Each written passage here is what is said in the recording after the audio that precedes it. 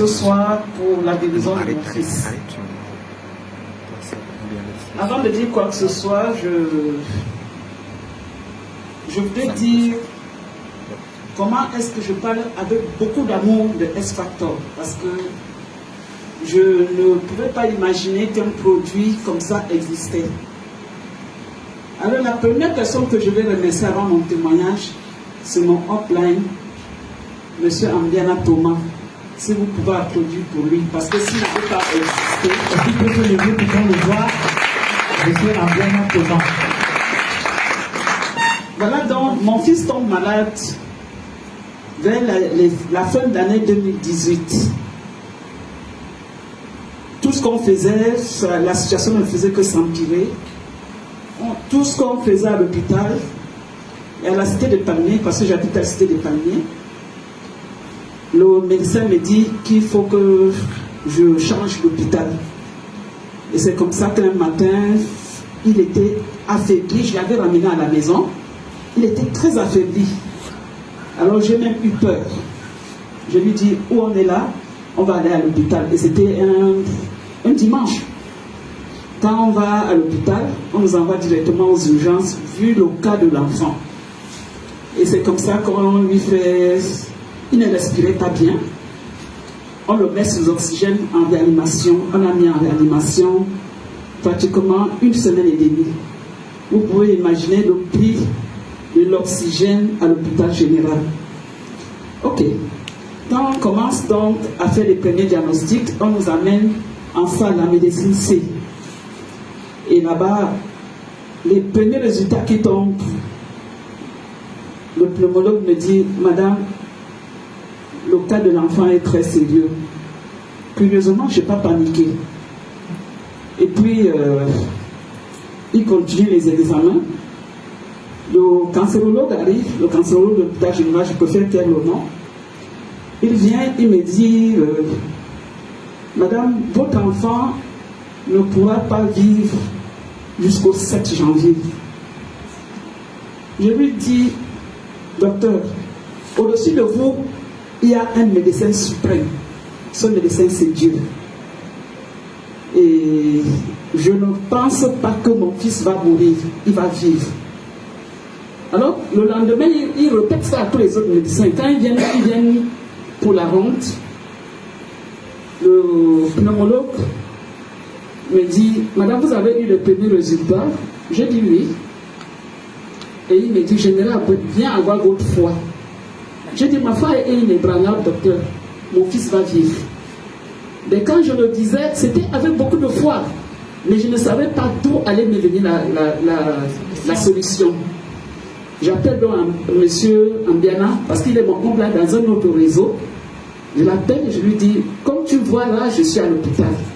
Il dit, qu'est-ce qu'il y a? J'ai dit, l'enfant est très malade. Dès qu'il arrive, il me dit, j'arrive. Quand il vient, il voit comment l'enfant était. C'était pathétique. Il me dit, comme il m'appelle bien affectueusement la mère, il me dit, la mère, où on est là, hein? Il faut qu'on aille à la cité des Palmiers. Je dis, pour faire quoi? Il dit, allons seulement. Et là, les 2 biopsies étaient déjà sorties. C'était déclaré cancer de poumon, cancer de foie. Il me dit, il faudra qu'on parte à la cité des Palmiers. Et en passant, pendant qu'on était monté en salle, on nous avait donné une espèce de contenant où l'enfant devait faire des urines tous les jours pour voir comment était la couleur des urines.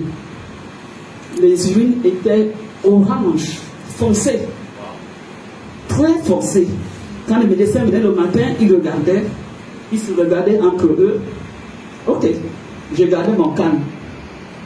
Et c'était comme ça. Quand M. Ambana vient, il me dit, allons à la cité. Je dis, il y a quoi à la cité? Il dit, maman, allons seulement. Et c'est comme ça qu'on est parti à la cité. Il m'amène au bureau de M. Mbelek. Quand je vois M. Mbelek, il me dit, je dis, le petit c'est là. Il me dit, maman, laisse. J'ai dit, les gros médecins là-bas me disent, toi tu me dis que c'est ici qu'on va trouver la solution. Il me dit, laisse, il va régler ton problème. Et c'est comme ça que j'explique le cas à M. Mbelek, mais tu as les documents. Je dis oui. Il me dit, bon, moi-même, je viens à l'hôpital. Ça m'a beaucoup marqué. Il a laissé tout ce qu'il avait à faire, il est venu à l'hôpital. Quand il a regardé l'enfant, il a regardé les autres papiers, il me dit, maman, s'il y a de l'argent, lâche-toi parce que la solution, ici, là, il n'y a que les cellules souches. J'avais de l'argent, heureusement. On est reparti au bureau. Je n'ai même pas lésigné sur un seul moyen. Ce qu'il a demandé de prendre, j'ai pris. Et il me dit, là, c'est une dose d'attaque. Tu lui donnes 2 sachets matin, 2 sachets midi, 2 sachets soir. Il faut que cette situation s'arrange. J'ai dit, ok. Là, on est déjà en janvier. Et c'est comme ça. Il m'a dit, tu donnes très tôt le matin. Avant qu'on ne vienne faire la ronde, il faut que tu aies déjà donné le produit. Et c'est comme ça que j'ai fait. Au bout de 2 semaines, les urines ont commencé à changer parce que tous les médecins passaient, l'urologue passait, tout le monde passait. Et chacun donnait son diagnostic. Bon. Entre-temps, donc, les urines commencent à changer de couleur. Et les médecins, un jour, le matin, ils me disent, maman, les urines sont en train de changer. On a l'impression que les reins de l'enfant ont commencé à fonctionner. Je leur dis, je vous avais dit que mon fils ne va pas mourir. Il ne peut pas mourir.